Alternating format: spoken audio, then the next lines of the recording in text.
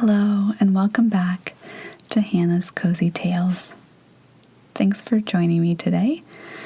We'll be reading once again from Winnie the Pooh, and I will read chapter 4, in which Eeyore loses a tail and Pooh finds one. Chapter 4.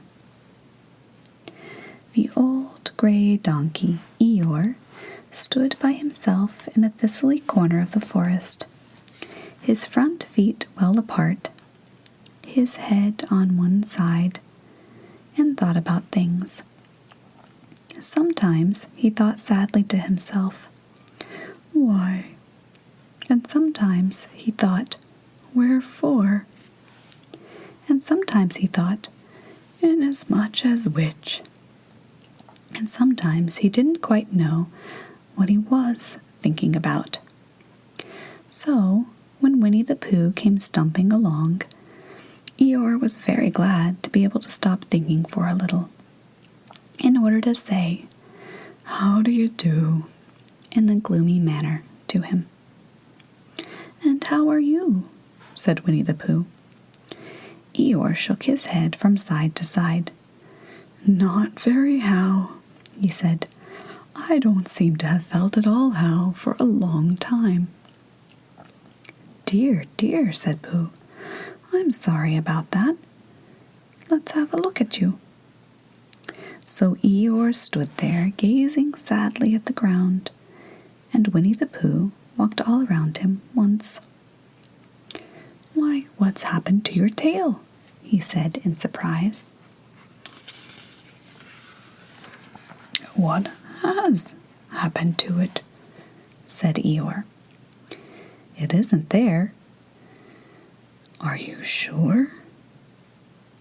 "Well, either a tail is there or it isn't there. You can't make a mistake about it, and yours isn't there." "Then what is?" "Nothing." "Let's have a look," said Eeyore, and he turned slowly round to the place where his tail had been a little while ago. And then, finding that he couldn't catch it up, he turned round the other way, until he came back to where he was at first. And then he put his head down and looked between his front legs, and at last he said with a long, sad sigh, "I believe you're right." "Of course I'm right," said Pooh. "That accounts for a good deal," said Eeyore, gloomily. "It explains everything. No wonder." "You must have left it somewhere," said Winnie the Pooh. "Somebody must have taken it," said Eeyore. "How like them," he added after a long silence. Pooh felt that he ought to say something helpful about it, but didn't quite know what. So he decided to do something helpful instead. "Eeyore," he said solemnly, "I, Winnie the Pooh, will find your tail for you." "Thank you, Pooh," answered Eeyore. "You're a real friend," said he. "Not like some," he said. So Winnie the Pooh went off to find Eeyore's tail. It was a fine spring morning in the forest as he started out. Little soft clouds played happily in a blue sky, skipping from time to time in front of the sun, as if they had come to put it out, and then sliding away suddenly so that the next might have his turn. Through them and between them the sun shone bravely, and a copse which had borne its furs all the year round seemed old and dowdy now beside the new green lace, which the beeches had put on so prettily. Through copse and spinney marched Bear, down open slopes of gorse and heather, over rocky beds of streams, up steep banks of sandstone, into the heather again. And so, at last, tired and hungry, to the 100-acre wood. For it was in the 100-acre wood that Owl lived.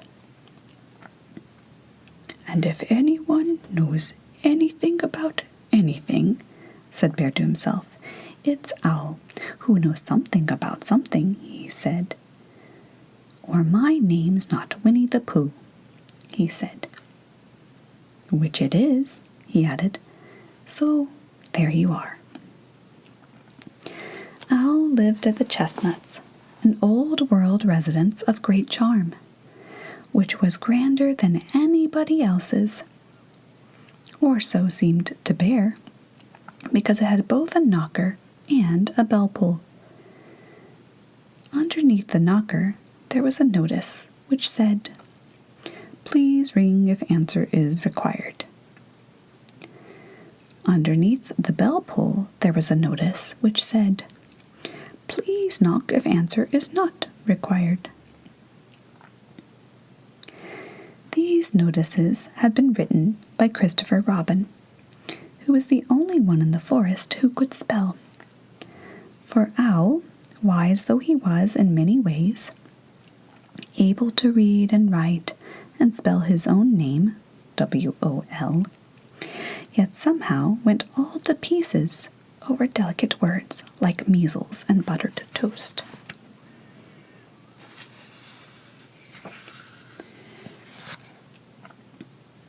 Winnie the Pooh read the two notices very carefully, first from left to right, and afterwards, in case he had missed some of it, from right to left.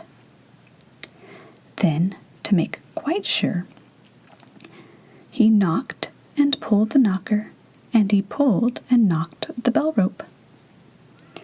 And he called out in a very loud voice, "Owl, I require an answer. It's Bear speaking." And the door opened, and Owl looked out. "Hello, Pooh," he said. "How's things?" "Terrible and sad," said Pooh, "because Eeyore, who was a friend of mine, has lost his tail, and he's moping about it. So, could you very kindly tell me how to find it for him?" "Well," said Owl, "the customary procedure in such cases is as follows." "What does crustamony proceed cake mean?" said Pooh. "For I am a bear of very little brain, and long words bother me." "It means the thing to do." "As long as it means that, I don't mind," said Pooh humbly. "The thing to do is as follows. First, issue a reward. Then—" "Just a moment," said Pooh, holding up his paw. "What do we do to this? What were you saying? You sneezed just as you were going to tell me." "I didn't sneeze." "Yes, you did, Owl." "Excuse me, Pooh. I didn't. You can't sneeze without knowing it." "Well, you can't know it without something having been sneezed." "What I said was, first issue a reward." "You're doing it again," said Pooh sadly. "A reward," said Owl very loudly. "We write a notice to say that we will give a large something to anybody who finds Eeyore's tail." I see," said Pooh, nodding his head. "Talking about large somethings," he went on dreamily, "I generally have a small something about now, about this time in the morning." And he looked wistfully at the cupboard in the corner of Owl's parlor. "Just a mouthful of condensed milk or what not, with perhaps a lick of honey." "Well then," said Owl, "we write out this notice, and we put it up all over the forest." "A lick of honey," murmured Bear to himself, or not, as the case may be. And he gave a deep sigh, and tried very hard to listen to what Owl was saying.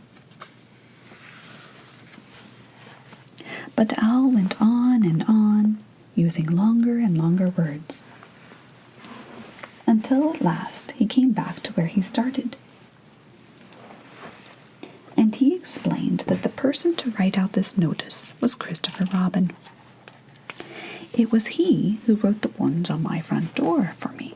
Did you see them, Pooh?" For some time now, Pooh had been saying yes and no in turn, with his eyes shut, to all that Owl was saying, and having said "Yes, yes," last time, he said "No, not at all," now, without really knowing what Owl was talking about. "Didn't you see them?" said Owl, a little surprised. "Come and look at them now." So they went outside, and Pooh looked at the knocker and the notice below it, and he looked at the bell rope and the notice below it.